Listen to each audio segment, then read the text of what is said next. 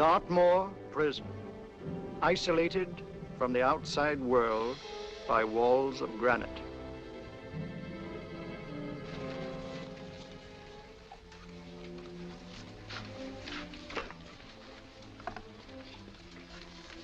They say you could get out of here by merely telling what you know. You may or may not be another Scotland Yard bloke. But I'll give you the same answer I gave the others. I still have 2 years, 8 months, and 6 days left in which to make musical boxes. That'll be sold at auction for the benefit of this delightful sanctuary. And I intend to sell them.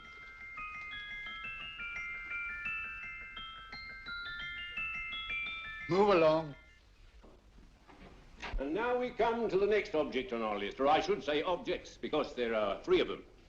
Now, ladies and gentlemen, these can be bought together or separately. Now, these beautiful little musical boxes only arrived this morning, and I didn't intend to put them on the auction block until later, but I'm going to sell them now. So, good friends, as our old pal Mark Antony used to say, lend me your ears. And what do you hear? Right. The beautiful tinkle tinkle of a musical box. What a lovely trinket. What a beautiful gift. Created and made by loving hands. A thing of beauty and utility. I was going to start with £5. It's a bargain, £5. Do I see any hands? If there's a connoisseur in the house, will go £3 for it. £2. £1. 10 shillings. Thank you, sir. Ladies and gentlemen, 10 shillings is offered for a musical box you couldn't buy anywhere in London for less than £5. It was stealing to let it go for 10 shillings, like taking milk from a baby. All right, we started for 10 shillings. 10 shillings, 10 shillings is offered, 10 shillings is offered, 10 shillings is offered. And anybody give me £1? Will it be £1? Oh, won't someone give me £1? A pound, £1 is offered, £1 is offered, ladies and gentlemen, £1 offered is against you, sir. Will you go to £2? Will you go to £2, sir? £2, £2 is offered, £2 offered, going once, twice, third and the last call. So to the gentleman for £2. Sorry, my dear. Now, ladies and gentlemen, comes the opportunity to purchase an exact duplicate of the beautiful little musical box just bought by this gentleman for the ridiculous low price of £2. Oh, it's exactly the same. Exactly the same. Made with the same hands. You hear that? Isn't that lovely? That tinkle, tinkle, tinkle, tinkle. Sounds like Bow Bells to me, you know, little angels pulling on the ropes, eh? Who'll give me £2 for it? Who's starting with £2? Will anybody starting with £2? Oh, come, ladies and gentlemen. You know, from your enthusiasm, we might all be in Scotland instead of London. Please buy it for me, Daddy. £2, certainly not. We all might be in Scotland. Besides, I don't like his manner. £1, 10 shillings. £1. £1 is ours. £1, £1 is offered. £1 is offered, going £1. In advance, going once, going twice. The third and the last call. Sold to the lady for £1. Smart bidding, my dear. Thank you. We come to the third and last of these beautiful little musical boxes. Exactly the same. Tinkle, tinkle. Isn't that lovely? Ladies and gentlemen, I don't bring you here to gull you and swindle you. This is the exact replica of those 2 I just sold before.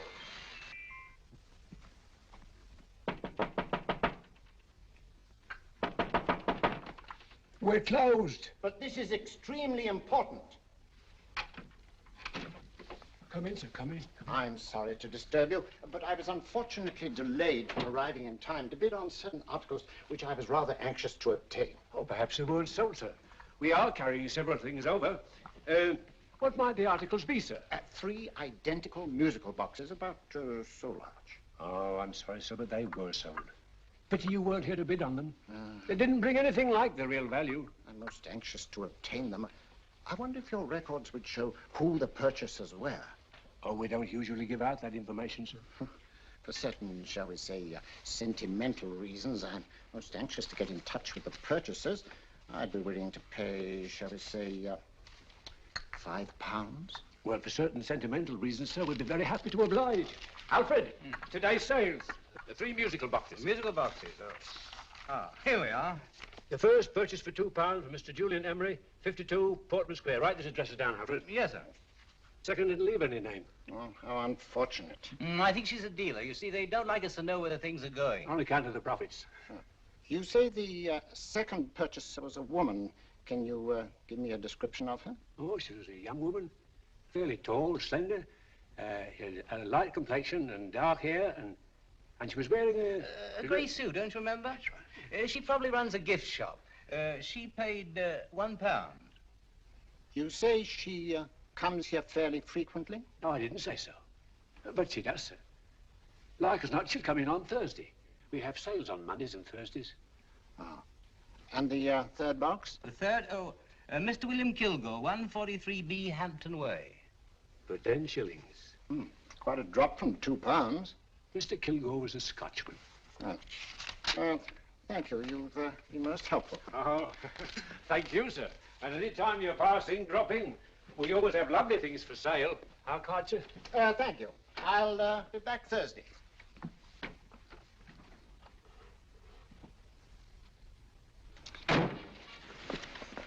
The message reached us too late. Musical boxes are being sold. Well, let's get out of here.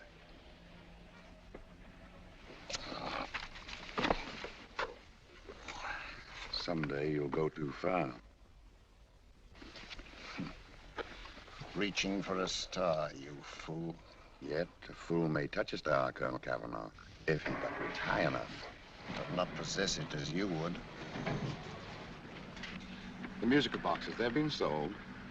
What a pity for you, my dear Colonel. Is it my fault that the message reached us only an hour ago? Is it my fault that they were sold? She can't hold me responsible for that. Hope for your sake you're right.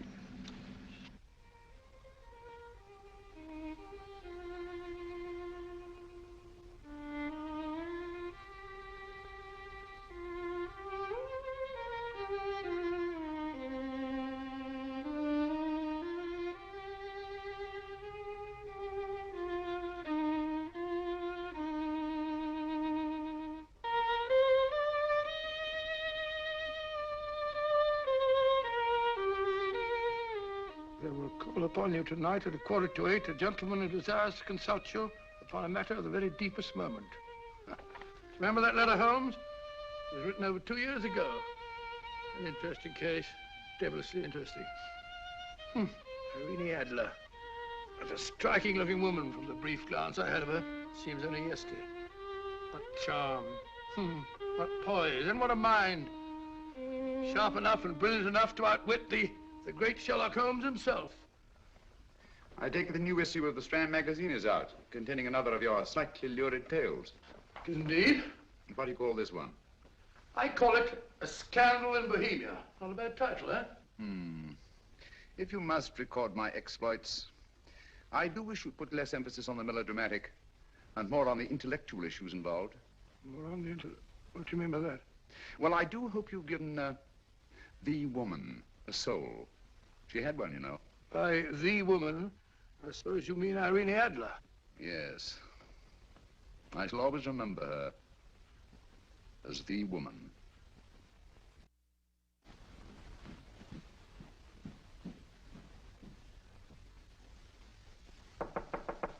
Come in. I think. That's it, old boy. How are you? How are you, old boy? I haven't seen you for years. I want you to meet my old friend Sherlock Holmes. Holmes, this is Stinky. In other words, Julian Emery. How do you do, Mr. Emery? Watson has often spoken of you. Oh, has he? Yes, we were at school together. It's more years ago than I care to remember, but you didn't come in here just to remind me of that. No, I just happened to be in the neighborhood and saw your lights burning, so I took the liberty of looking you up. Still writing your mystery stuff? Yes, there's a new one out this week. Good, I never miss them. Oh, good, thanks. I say that bandage makes you look very interesting. Still poking your nose into other people's business as usual? Who hit you? I haven't the foggiest notion. Somebody knocked me on the head in my own living room, and then proceeded to commit the most idiotic burglary you ever heard of. Fellow must have been balmy as a coot. Balmy? Why? Come sit down, old boy. Hey. Would you like a cup of tea? Huh? Oh, all right. I'll go and tell Mrs. Hudson. Why do you say the robbery was idiotic, Mr. Emery? Oh, simply from the fact that with about £5,000 worth of musical boxes in my living room, the thief, who I caught in the act, made off with one that isn't even worth £5. I gather you're a collector of musical boxes. Yes, I am indeed. Some of them are very beautiful, but not the one that was stolen. The thief evidently grabbed the first thing that came to his hand when he heard me coming into the room. Still, it's rather odd, isn't it, that having disposed of you, he didn't pick up something more valuable. Mm-hmm. Was there anything unusual about the stolen box? No, nothing at all. No, I picked it up in the south of France, several years ago. You say you have many valuable music boxes. And yet the thief made off with one that isn't worth £5. Sounds like rather an intriguing little problem. Well, I take it that he was just an ordinary petty thief and didn't know the value. That is a possible explanation, and yet I venture to say that the average petty thief has a more extensive knowledge of the value of objets d'art than the average collector. Well, anyway, that's Scotland Yard's theory. They didn't get very excited about it. That's consistent anyway. I wonder if I might see your collection, Mr. Emery. Oh, of course you could, yes. Nothing a collector likes more than showing off his trophies. When would it suit you? No time like the present. Good. My place is just round in Portman Square. Shall we? Yes, right. Hello? Where are you going? Stinky hasn't had his tea yet. Oh, I'm sorry. We're going round to my place, but I'm going to give you something better than tea. Now, this one was made for Louis XV, and is one of the very few still in existence from that period, and a particularly fine specimen at that. Charming, isn't it? Quite. It all sounded to me like a lot of mice running about on a tin roof. I'm afraid you have no ear for music, Watson. Give me a good old band playing a rousing march. You have all your silly little tweets.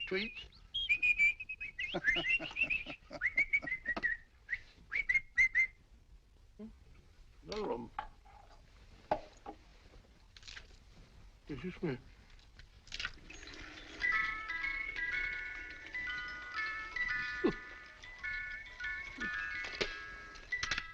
Stupid thing.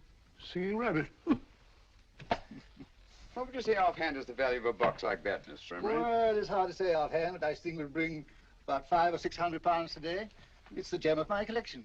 A thief who steals an oddity like a musical box passes up one worth £500 for one of almost no value at all.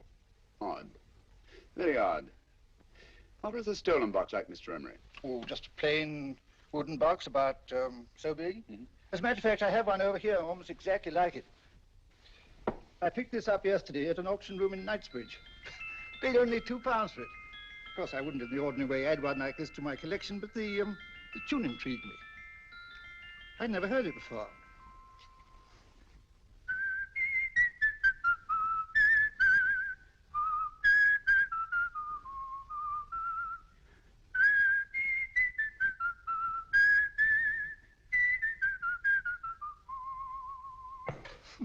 You have a remarkable ear for music, Holmes. Rather an unusual melody. Sit down, Bill. Thanks. You say you bought that box at an auction sale yesterday? Yes, the Gaylord auction rooms in Knightsbridge. Mm-hmm. Run by old, what's his name? Crabtree. That's the man. At what time was the robbery committed? Oh, about 3 o'clock this morning. You know, Mr. Emery, that box and the robbery might well be cause and effect, especially since you say that the stolen box outwardly resembles this one a great deal. And Scotland Yard were not particularly interested, eh? Oh, yes, but I wouldn't blame him for that, especially as I told him I was quite unable to describe the thief, except, of course, for the fact that it was definitely a man. All you remember is that you came in here and someone struck you on the head. Yes, the next thing I knew, my man was trying to revive me. It might be wise for you to put that box away somewhere and lock it up. Oh, I don't think that's necessary. Besides, everything's insured. Well, at least if any further attempts at robbery are made, I'd suggest that you call the police, rather than running into any personal danger. Oh, come, Holmes, aren't you being a bit of an alarmist? Possibly. I must agree with old Stinky. Seems to me you are making rather a mountain out of a moleskin. Molehill is the word, old boy, and it's time you were in bed. Thanks so much for letting us see your place. Now the best, been glad meeting you. Holmes, I can't understand why you were so mysterious. Seems to me the petty thief explanation was the only sensible one. Really? Yes, I can't see how you can believe it was anything else. I didn't say I believed it to be anything else. The petty thief theory is the obvious one, I grant you. However, it's often a mistake to accept something as true merely because it's obvious. The truth is only arrived at by the painstaking process of eliminating the untrue. We are not able to do that in this case without further data. Rubbish, you're pulling my leg. You're trying to turn a tuppenny halfpenny robbery into an international plot. No, I'm not. I just hope that your friend Stinky is a little more cautious in the future, just in case.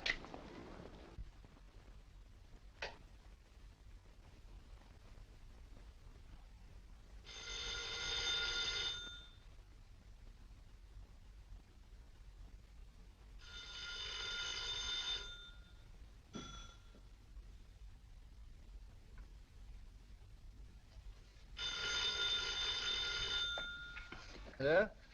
Yeah? Julian Emery here. Who? Why, of course I remember you, Mrs. Courtney. Yes. Yes, you're the one bright spot at that appallingly dull affair of Lady Sanford's. Huh? Of course it isn't too late to come round. Yes, I shall be delighted to give you a drink. I tell you what, come straight up and I'll leave the door unlatched. Right, well, 15 minutes? Good. I shall be counting each moment. No, I mean that, really. Right, goodbye.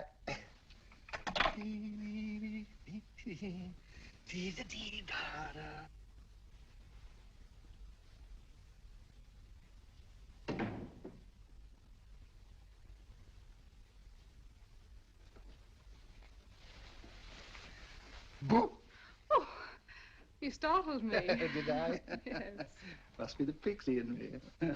I know I shouldn't have called you so late, but I was at a party just around the corner, and I remembered your invitation to see your collection of musical boxes. My dear Mrs. Courtney, pleasure is all the greater for being so unexpected. My friends call me Hilda. Thanks. Mine called me Stinky. Stinky, how quaint. Oh, what a perfectly wonderful collection of musical boxes. You know, when you told me you had a collection, I had no idea it was so attractive. Yes. They appeal to the ear as well as to the eye. Oh, what a plain little one. Why, it looks just like a country cousin amid all this grandeur. No. You mustn't underestimate the country cousin. Only last night a burglar broke in here, and with all these to choose from, went off with one very much like it. Really? Yes, I don't mind the loss of the box so much, but I do resent this crack on the skull. But it makes you look so interesting. Oh, do you think so? Uh-huh. It's funny, that's what old Fatso said. Fatso? I mean, Dr. Watson. He was here this evening with a friend, Mr. Holmes. He's interested in my collection, too. Sherlock Holmes? Yes. Do you know him? I've heard of him. Yes, he seems to think I'm in some sort of danger. What a haunting tune. It takes me right back to my childhood. Really? You know, it's odd that you should be interested in that particular musical box. Odd? Why? Because Mr. Holmes is also interested in it. He may have been more interested in the tune than in the box. My dear, yes, that's right. I remember now. He whistled it note for note, having heard it only once. Really? He must be a remarkable man. Bit of an alarmist, if you ask me. Don't you believe in warnings? Of course not. Who'd want a box like that? I would. You're not serious. Oh, but I am. Well, you put me in a very awkward position. I'm a collector, you know. And the collector buys but never sells. But if the price were high enough... The price has nothing to do with it. It's the principle of the thing. Yes, well, we haven't had our drink. No, thanks. I must be getting along. Must you really? I'm afraid so. You're not walking out on me, are you? My reputation, Stinky. I say, you know, you are an attractive woman. Thanks.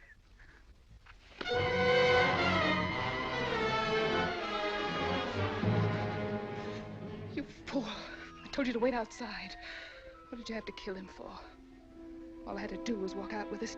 He held you in his arms. Don't touch him. Don't touch anything. Now get out. I'm sorry. You're sorry. What about me? This is murder. What about Scotland Yard? What about Sherlock Holmes? Now get out!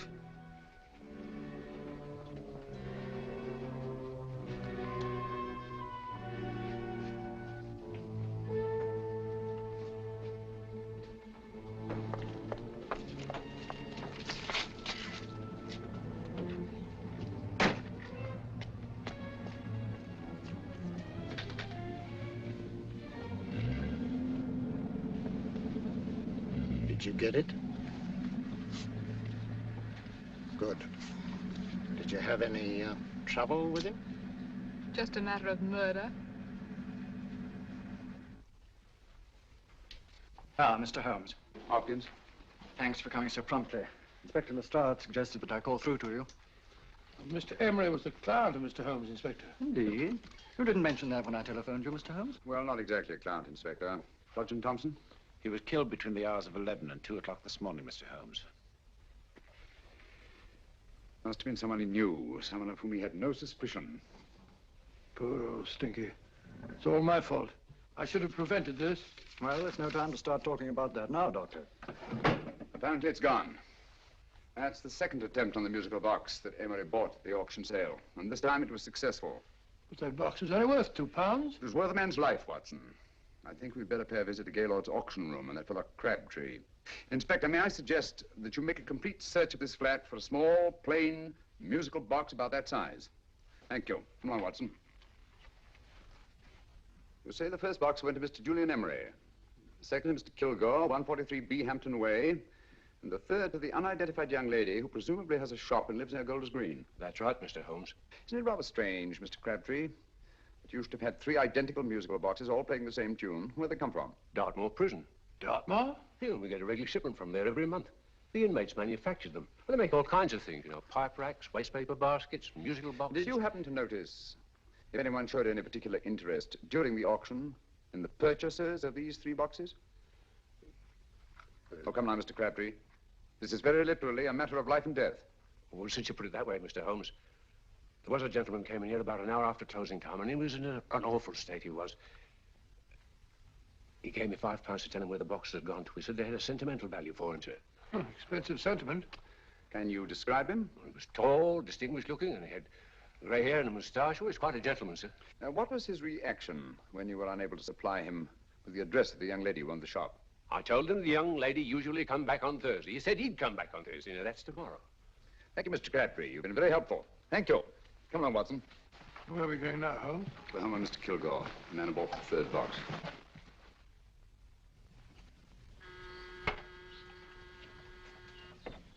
But hang it all, Holmes, how do you know those other 2 musical boxes are of any importance? I don't, but I certainly have no intention of waiting until the owners are murdered to find out.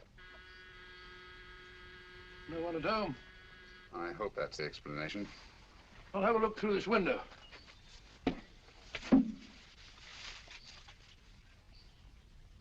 Doesn't seem to be anyone there. The whole place seems deserted as far as I can see. Yes. Mr. and Mrs. Kilgore at home? No. When do you expect them? Oh, in an hour or so. There's no use you're hanging about. They don't buy nothing from peddlers. Peddlers? My good woman, this is Mr. Sherlock Holmes. Sherlock Holmes? Oh, go on. Do you mind if we come in and wait? My business is rather urgent. Well, I've got to go out and do my shopping. And I don't know if Mrs. Kilgore like any strangers nosing about. Quite all right, I assure you. Well, I've got to be off. You two wait in the parlor. And no smoking either. Mrs. Kilgore says it smells up the house. Funny old girl, Holmes.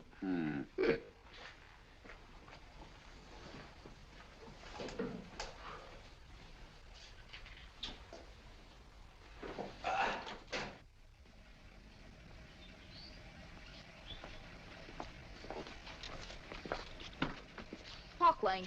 Park Lane?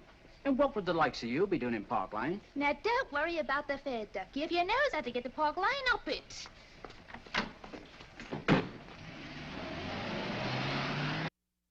You know, Holmes, I've been thinking. There must have been something hidden in that box of old stinkers. Stolen jewelry, possibly. What's up, Holmes? Listen. What's just some steam in the water pipes?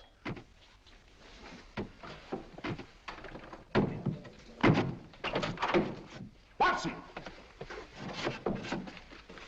Great Scott! Come on, Holmes. Get on the chair. All right, my dear.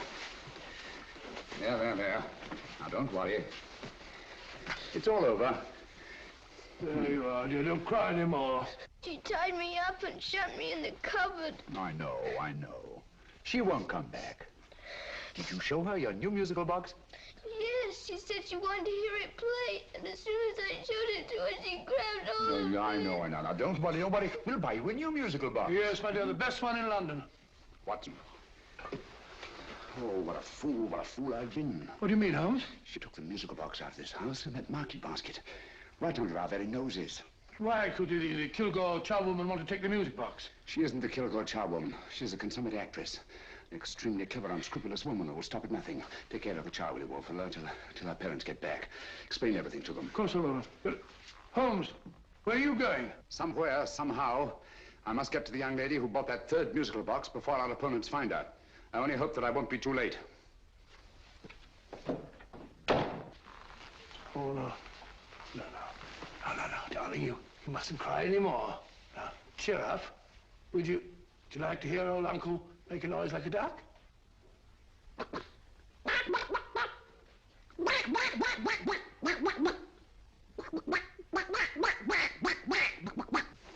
Oh, sorry.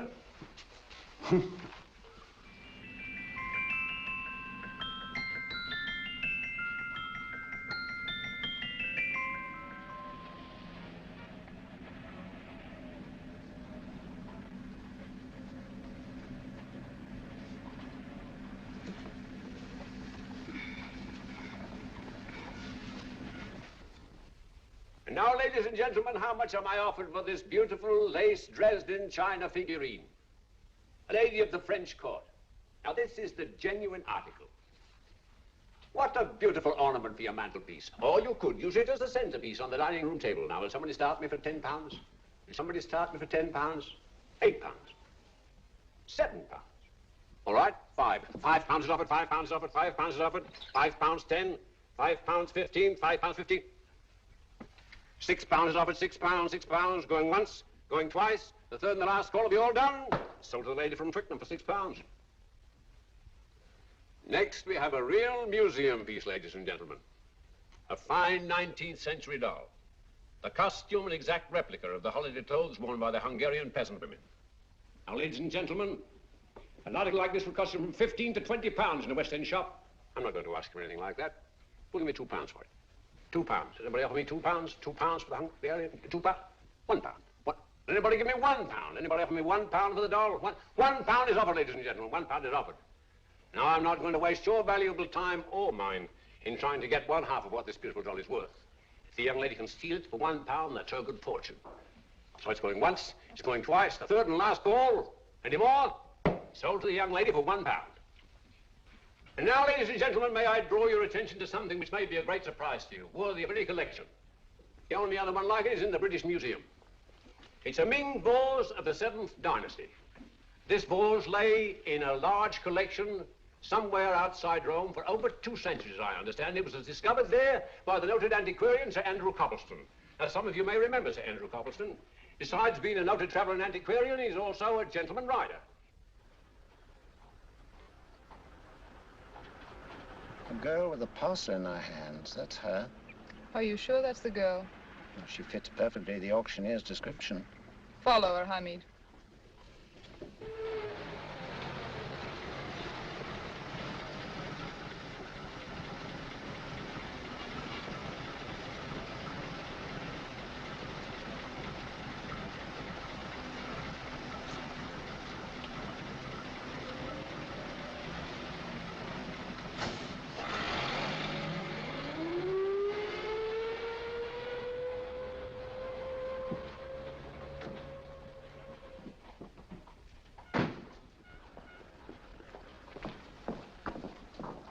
It's lovely, dear. And only £1.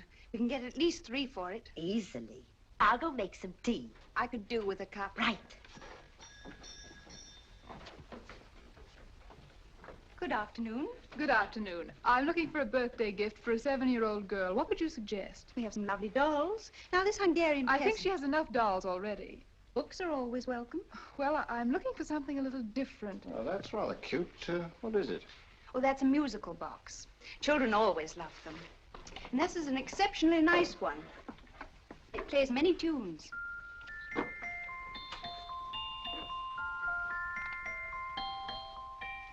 Have you any others? Yes. If you'll just step this way. I have only 2 left.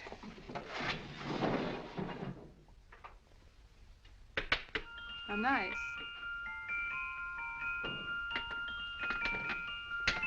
Are you sure this is all you have? I'm sorry. They're rather hard to find, you know. That's our entire allotment. I did have one other, but I sold it earlier this afternoon. But it was only a plain wooden one. It wouldn't have been a very nice gift for a child. Really? Do you happen to know who the purchaser was? Why, yes. He left his card, just in case anyone should inquire for him.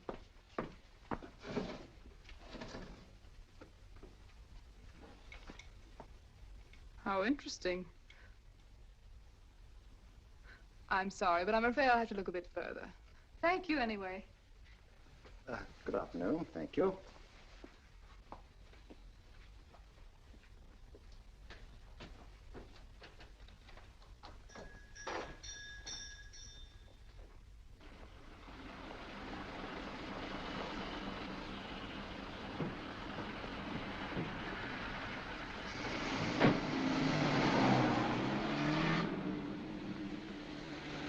Heavy!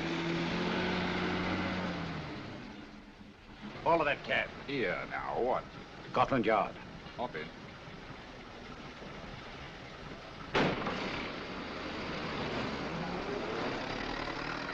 Sherlock Holmes. I might have known. We thought we were the hunters, instead of which we're the hunted. We've been fools. We played right into his hands. Of course. He's had us followed. Don't look. The man in front of the toy shop. Hamid, turn sharp right at the next corner and again at the next.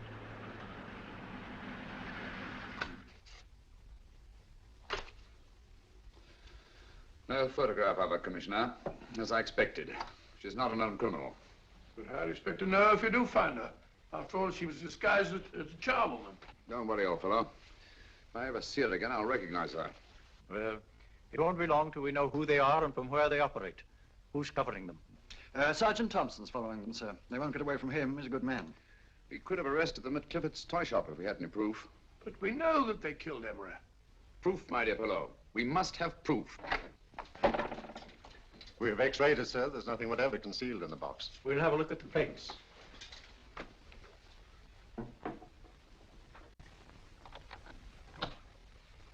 There must be some clue. And it's probably so obvious that we've all overlooked it. Seems to me we're up against a bunch of lunatics. Not lunatics, my dear fellow. Extremely astute, cold-blooded murderers. What can these little musical boxes have in them that's so important? Don't forget, they were made in Dartmoor Prison.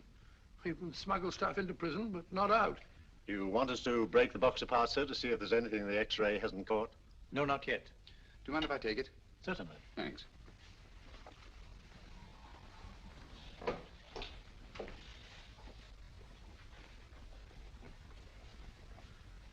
The governor of Dartmoor Prison informed us, sir, in answer to Mr. Holmes' question, that all 3 musical boxes were made by the same convict, John Davidson, serving a 7-year term, sir. Davidson? The Bank of England plates. That'll be all. Yes, sir.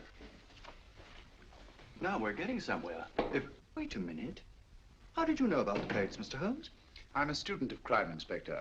I make it my business to know about such things. And when the name of Davidson was mentioned... Well, who is this fellow Davidson? As long as Mr. Holmes seems to know all about it already, I suppose there's no harm in telling you. 2 years ago in London, there occurred a robbery of such tremendous importance, although the stolen articles themselves have no intrinsic value whatsoever, that the Home Secretary was instrumental in seeing that not a word of it appeared in any newspaper. But you never told me anything about this, Holmes. You were away at the time. Articles of no intrinsic value and yet of such importance? I don't understand. Davidson was apprehended within 15 minutes of committing the theft. But by that time, he'd hidden the articles in question and they've yet to be found. Before going further, Dr. Watson, I must inform you that this matter's not to be mentioned outside of this room. Of course not. Do I look like a man who'd gossip? Let's not go into that now, old fellow, shall we? Davidson had been employed for years in a position of extreme trust by the engravings department of the Bank of England. The articles he stole were nothing less than a complete duplicate set of plates for printing £5 notes. What? The Bank of England's own plates? Precisely. And with those plates, a gang of crooks could flood England with £5 notes, not forged in the usual sense of the word, but notes undetectable from genuine Bank of England notes in any way whatsoever. Good heavens. Any whisper at all might have resulted in enormous damage in shaking public confidence in the Treasury. We tried everything after we arrested Davidson. Offered him a shorter sentence if he'd tell us where he'd hidden the plates. Why, we even put in Scotland Yard men with him as cellmates, but no results. Obviously, Davidson is a man of strong character and infinite patience. Yet suddenly he feels impelled to smuggle out the secret of the hiding place of the plates to his confederates. Why? I don't understand, Mr. Holmes. Well, for example, has the Bank of England made any plans to radically change the design of the £5 note so that in, say, 7 years from now, notes made from the stolen plates will be worthless? Confidentially, Mr. Holmes, such a move was discussed. But replacing all the £5 notes in circulation would be such a Herculean task that nothing's been done about it as yet. I see. Of course, there is another possible explanation. Davidson didn't have much time to find a hiding place before he was captured. He may be afraid that the plates will be accidentally discovered before he's released. Hence his anxiety to communicate their whereabouts to his confederates as soon as possible. I believe you've hit it, Mr. Holmes. I'm sure that the message is contained in this musical box. Or rather, in all three musical boxes, since possession of all three seems to be essential. Our opponents have 2/3 of the puzzle, we have 1/3. Well, what are you going to do, Holmes? Try to deduce the message from the 1/3 that we have.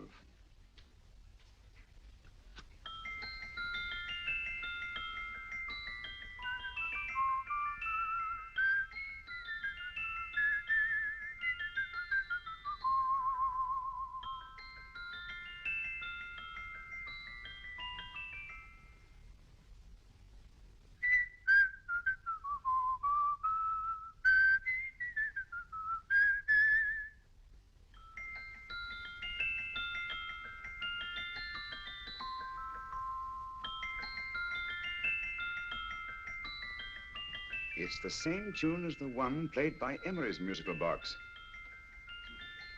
And yet it's different. Sounds the same to me. The tune. Somehow the tune is the key to the mystery. It must be the tune. Otherwise, why use 3 musical boxes to convey the message? Why not collar boxes or shoe boxes? Yes? Oh, it's for you, Inspector. Oh, thank you, sir. Inspector Hopkins speaking. What? Where? Golders Green Station reports they've just found Sergeant Thompson's body. From the tire marks on his clothes, he was apparently run over by a taxi. What an unfortunate accident. Not an accident, my dear fellow. I'm afraid it's murder. Oh, you never know just who you're going to meet when you're walking down a busy London street. Mrs. Hawkins, Mrs. Brown, any subject of the crowd. Oh, you never know just who you're going to meet. So you better hold your topper in your hand, just in case you meet a lady on the Strand. Girls will think you're kind of sweet, and your day will be complete. Oh, you never know just who you're going to meet. Now a gentleman is judged by his appearance. Yes, a gentleman is judged by how he talks. Now he's much better off when he's acting like a toff, especially if he's taking him a walk. What on earth is this outlandish place? A rendezvous for actors. Actors? Buskers, old boy. You've seen them 1,000 times. Actors who entertain the queues, waiting outside theaters. Just who you're going to meet when you're walking down a busy London street. So you better wear your best, advertise to look your best, 'cause you never know just who you're going to meet. So you better keep your manners right in view, just in case a lady gives a how'd you do. Keep your trousers in a pleat, shine your shoes and keep them neat, 'cause you never know just who you're going to meet. Blimey. Mr. Holmes. How are you, Joe? Never met him. And yourself? Fine, thank you. I want you to meet a friend of mine, Dr. Watson, Joe's sister. Oh, well, any friend of Mr. Holmes is a friend of mine. Hi, Joe. He did me a good turn once that I'll never forget. Yes, I cleared Joe of a most unpleasant charge. Murder, no less. Oh, really? By proving to the satisfaction of the police that he was busy at the time blowing open someone's safe. That's right, Governor. Good gracious me. Joe, now you can help me. Come on, buzz off, buzz off. Come on, up it, up it. Can't a gentleman have some peace and quiet around here? And you too. There you are, Mr. Holmes. Now we can have some peace and quiet around here. Thank you, Joe. There's £5 in this for you. Well, I wouldn't want to take it on myself, sir. But I can get somebody to do it for you for half of that. You don't know what the job is yet. For £5? Murder, ain't it? What? No, Joe, not murder, just music. I want you to identify a song for me. Oh, there ain't a song that's been written that I don't know. That's why I came to you. Now, of course, the violin is more my instrument, but, oh, well, here we go. Now, listen to this, Joe.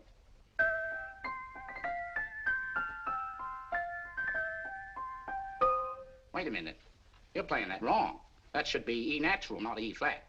You know the song? Oh, yes. It's an old Australian song called, the Swagman. But you're playing it all wrong. That's what I hoped you'd say. Now, listen again, Joe.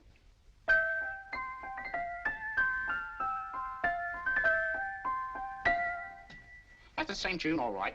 But you're making different mistakes than you did the first time. No, not mistakes, Joe. Call them variations. Here, play the song for me, will you, the way it's written.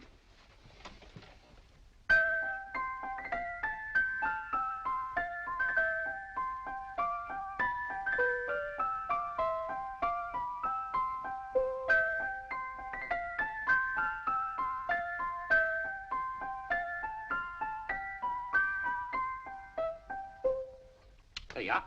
Thank you, Joe. What's it mean, Holmes? Are you onto something? Perhaps. I don't know yet. It's probably a code of some sort. Joe, could you write the song down for me, the way it was originally written? Oh, sure, Mr. Holmes. But it'll take a few minutes. Here, Mabel. Pale ale. Come on, up to it. Along with it.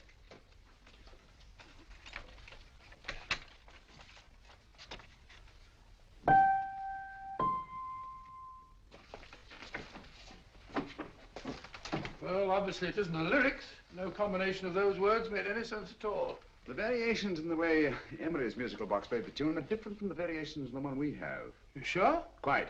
You see, I took the trouble to memorize the tune as played by Emery's box that night we were with him in his flat. Holmes, you amaze me. Elementary, my dear fellow. One of the first principles in solving crime is never to disregard anything, no matter how trivial. But why the 3 boxes? Why not 1?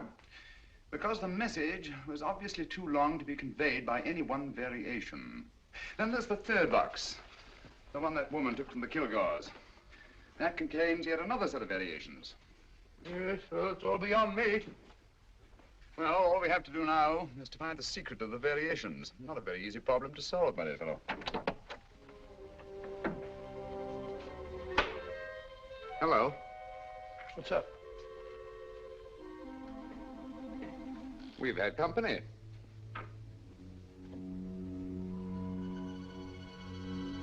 I say, this is outrageous. Ask Mrs. Hudson to come in here, will you? Right.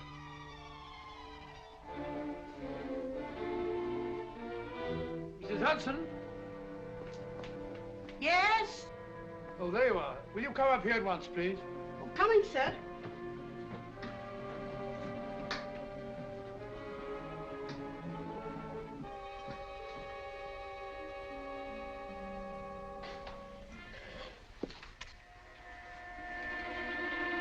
Mercy me, Mr. Holmes. What has happened? Who called while we were out, Mrs. Hudson? Just a young lady. The one who said you wanted her to wait for you. And a nice-looking old gentleman with Our her. friends again, Watson. Friends? What did the young lady look like? Oh, I couldn't see her face. She had a heavy black veil on. But she had such a nice way with her. Oh, I'm sorry, Mr. Holmes, if I've done anything wrong. But you did say I should always let clients come in and wait for you.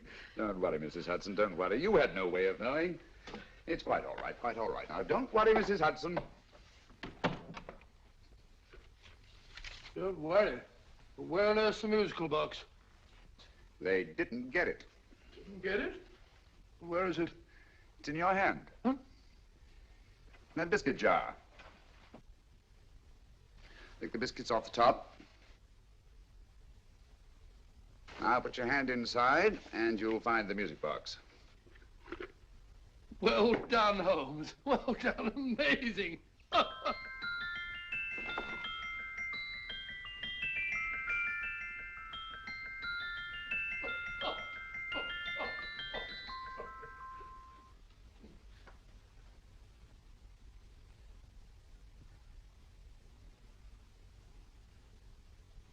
Phew. Nice fresh smell. Like a pub after closing time.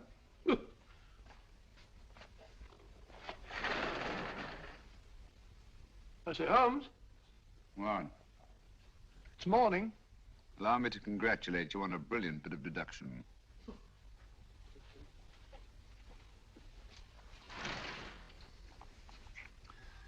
It's not a transposition, not a polygraph transposition, not a trigraph, nor any known form of decoding. How about the Morse code? Have you tried that? Yes, at about 3 o'clock this morning. I'm sorry, old man. I was only trying to help.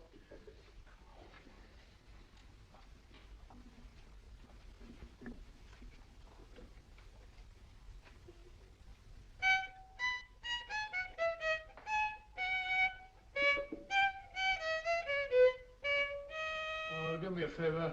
Not again. Must have heard that thing 1,000 times. Kept me awake all night.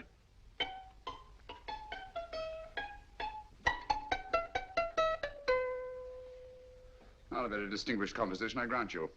You know perfectly well I don't know one tune from the other. When I was a kid, my people tried to have me taught the piano. I've always felt sorry for that old teacher of mine. The poor old girl finally reached the point of numbering the keys for me. 1, 2, 3, 4. Even then, I never progressed beyond... Numbering the keys, Watson. The 19th key of the keyboard is the 19th letter of the alphabet. S. Here. Write it down when I give it to my fellow, will you? The first altered note. Write S first.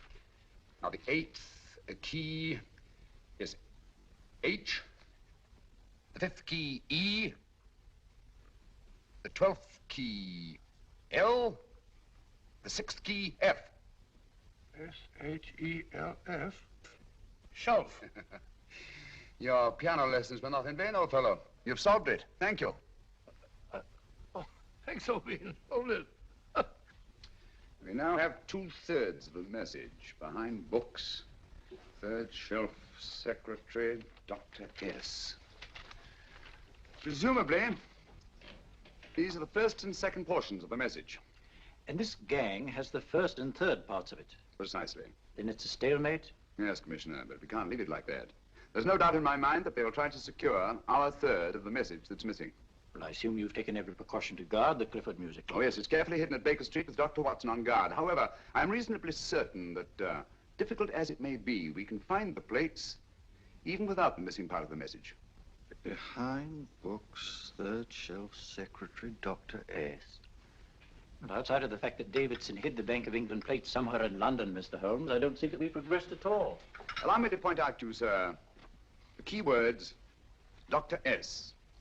It looks as if the plates were hidden in the house of the doctor. Whether S stands for his first or last initial remains to be determined by a process of elimination. Well, there must be 10,000 doctors in London with S for a first or last initial. Precisely. And every one of them will have to be questioned in person. That's why I say this is a task for Scotland Yard. It's a task, all right. But Scotland Yard has searched worse haystacks and found the needle.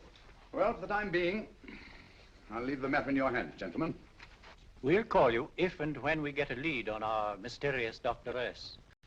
Thank you. In the meantime, I intend to follow up a little clue concerning a cigarette.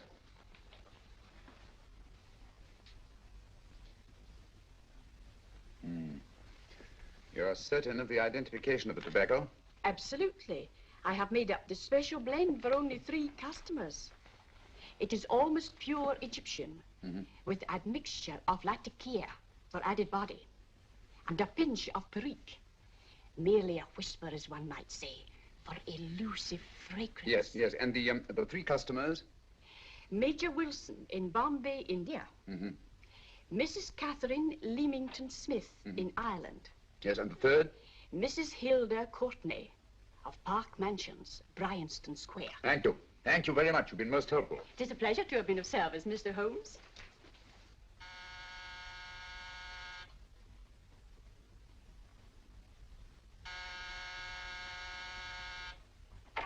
Yes? Mrs. Courtney? Yes. My name is Sherlock Holmes. Oh, do come in. Thank you. I've heard of you, of course, Mr. Holmes. I believe we have a mutual friend in Sir Edward Brookdale. He's spoken to me of you quite often. Indeed. And to what good fortune am I indebted for this visit? I think you know Mrs. Courtney. Well, I did get a summons for speeding last week, but outside of that, I don't think I'm of any interest to the police. Oh, come now, Mrs. Courtney. You seem to forget that you and I have met before. I'm sorry. I'm sure I would have remembered meeting the great Sherlock Holmes. Please sit down. Thank you. You say we met before. Yes. At the home of Mr. and Mrs. Kilgore, 143B Hampton Road. Kilgore? I don't think I know anyone of that name. Well, I didn't say you knew them. As a matter of fact, you called on them when they were out. I don't understand, Mr. Holmes. Really? And you were dressed rather differently. Indeed. Cigarette? Thank you.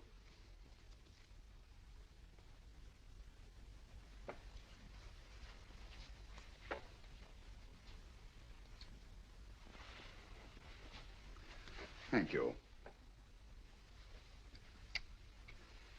You know, Mrs. Courtney, people generally forget, in assuming a disguise, that the shape of the ear is an almost infallible means of recognition and identification to the trained eye. Evidently, you've mistaken me for someone else. Oh, no, not at all. Though naturally, I expected your denial. But when you paid your visit to my rooms at Baker Street, you carelessly left behind another identification. They're, identical, aren't they? Yes, I must admit they are.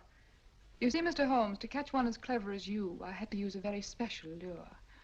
I knew you'd be unable to resist the bait of my cigarette, having read with great interest your monograph on the ashes of 140 different varieties of tobacco.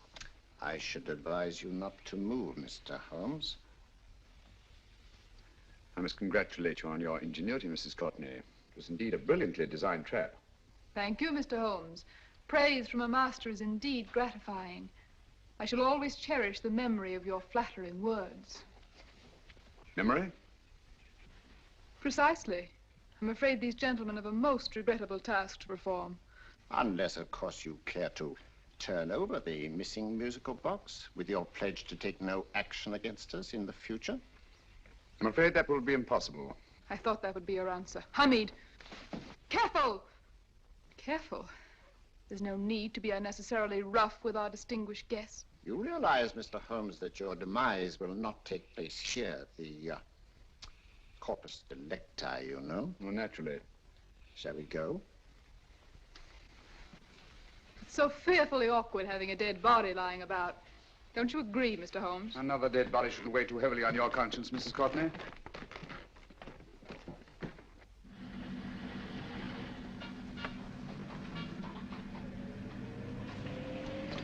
Do you mind if I have a cigarette? Don't see why not.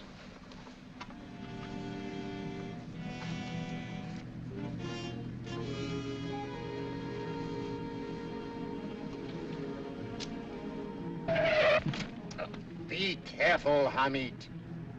It's the brakes, they bind. Thank you, Colonel Cavanaugh.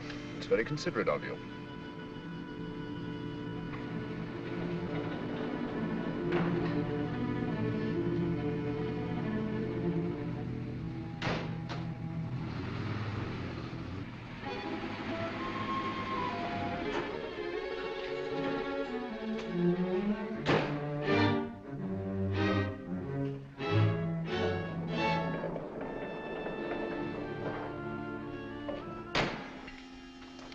You'll be happy to know, Mr. Holmes, that your death will be a painless one. Hamid, attach this to the motor of the taxi. That little attachment, my dear Mr. Holmes, contains the deadly fluid known as monosulfide. The Germans use it with gratifying results in removing their undesirables. Start the motor.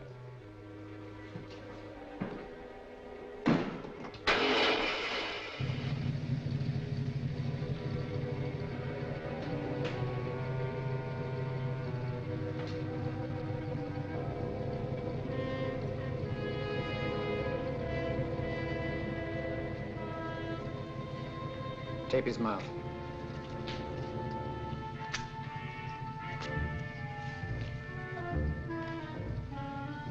Now, Up with him, Hamid.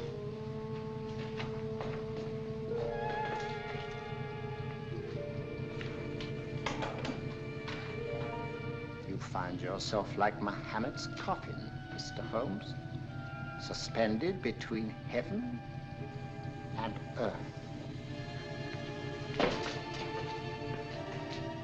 Plenty of fuel in the tank? Good. It would be too bad to have anything go wrong through so simple an oversight.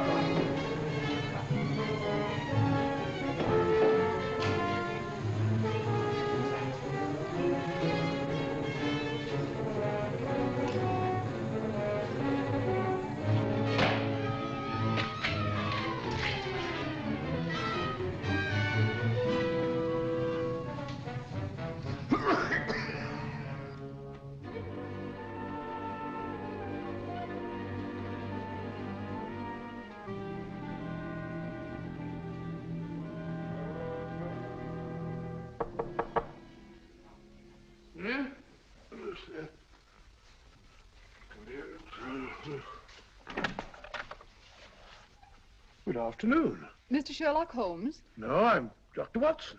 Oh, of course, Dr. Watson. How stupid of me. Oh, so, this is stupid of me. Won't you come in? Well, I really came to see Mr. Holmes. Oh, I'm afraid he's out. I don't know when he'll be back. Perhaps there's something I can do. Won't you sit down? Thank you.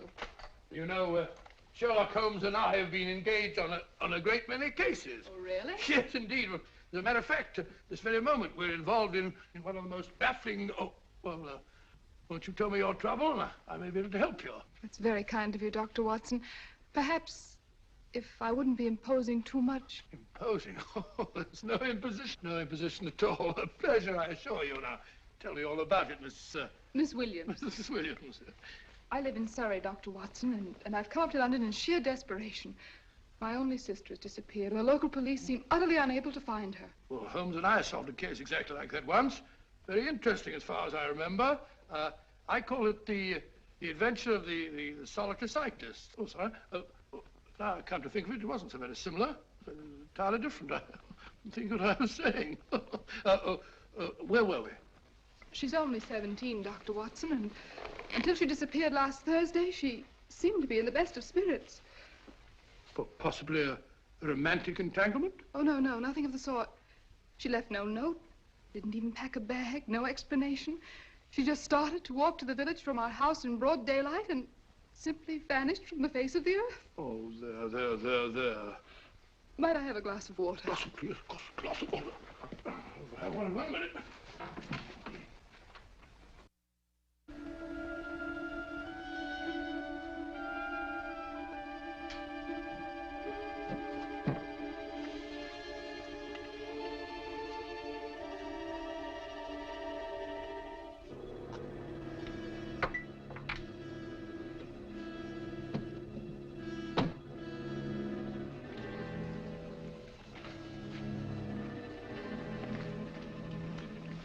There you are, my dear. Thank you, Dr. Watson. No, you're not to cry anymore. You must pull yourself together. Oh, I feel much better already knowing that you're going to help me. Oh, Dr. Watson, look! Good heavens! Get through the fire brigade, quickly! Haven't you a fire extinguisher? By Jove, we have in the kitchen.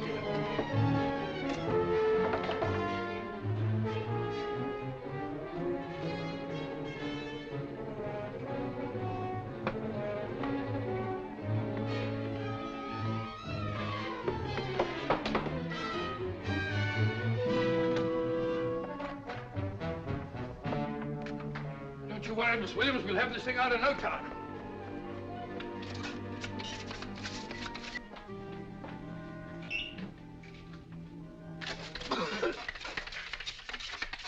That's got it. Get some air. Well, you see, there was no need for the fire brigade after all. I hope you weren't too frightened, Miss Williams. Oh, gone. What's the trouble with them? They always lose their heads in an emergency. Well,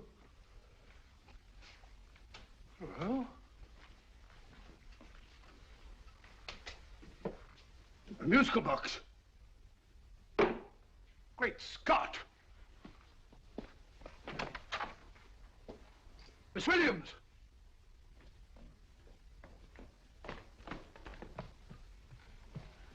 Well? Good. And Holmes? By now, Mr. Holmes has no doubt exchanged his violin for a harp. Always assuming that heaven is his destination. And now that we have the missing musical box.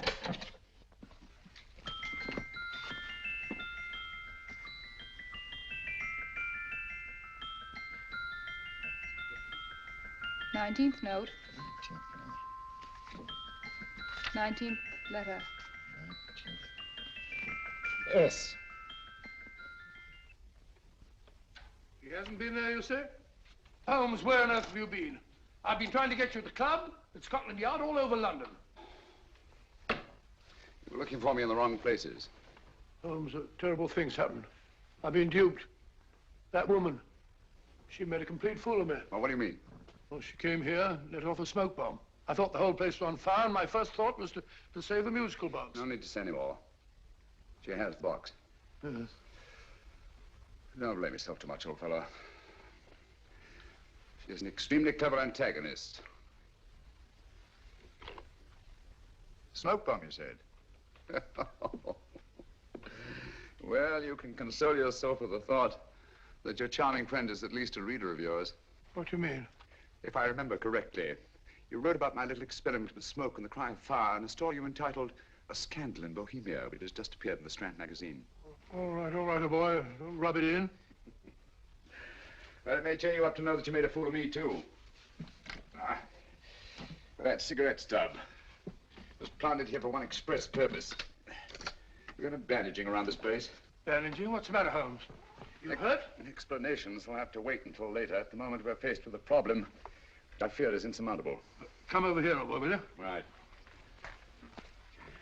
Our opponents are in possession of all three parts of the code. And here are we, while the Bank of England plates pass into their possession.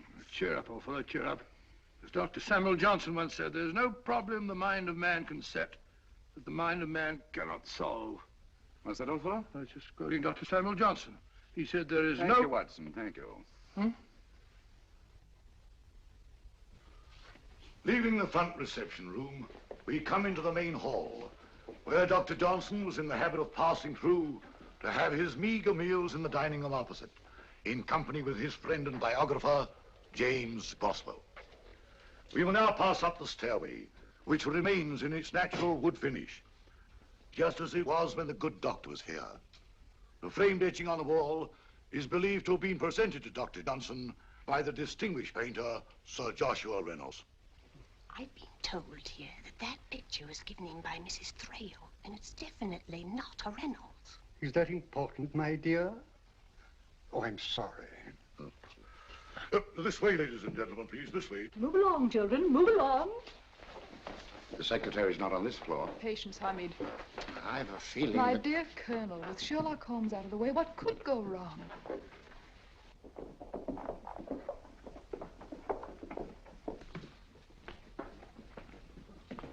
And here we have the Garrett Library, in which Dr. Johnson wrote his famous dictionary, and in which you will see also many of the great man's books and other items of interest. Step forward, ladies and gentlemen, please, step forward. Standing in the corner is the secretary, which contains many of the original works by the literary genius. On this table, Dr. Johnson's cat, Hodge, used to sleep while his master worked. A strange thing about this cat, ladies and gentlemen, was its love of oysters. They do say that the dear doctor often went hungry to find the cat that delicacy. What a pity.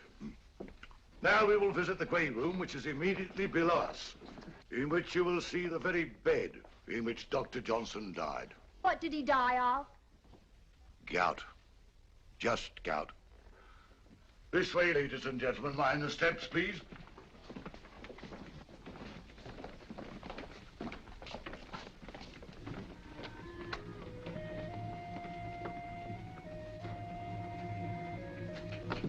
Your keys.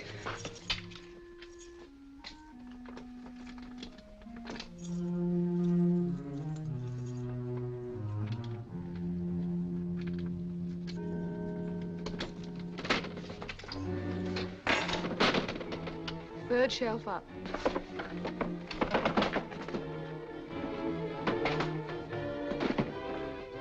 The knife.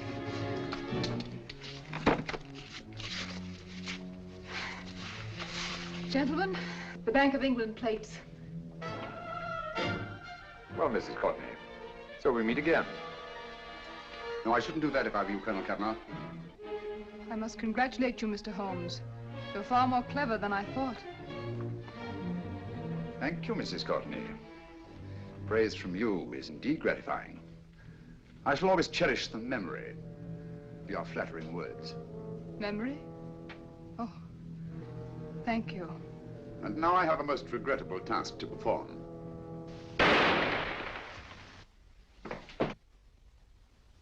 Holmes! Coming, Holmes!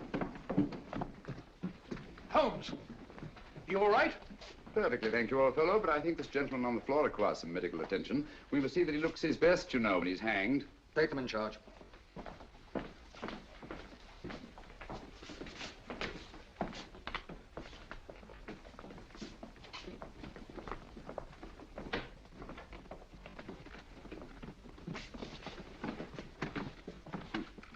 A brilliant antagonist. It's a pity her talents were so misdirected. Will you see that these plates are returned to the Bank of England, Inspector? I still don't understand how you solved it, Mr. Holmes. It's entirely due to Dr. Watson. He gave me the clue when he mentioned Dr. Samuel Johnson. Well, congratulations, Doctor. Oh, thank you, Inspector. I don't think I'd have done it entirely without Mr. Holmes's help, you know. Oh.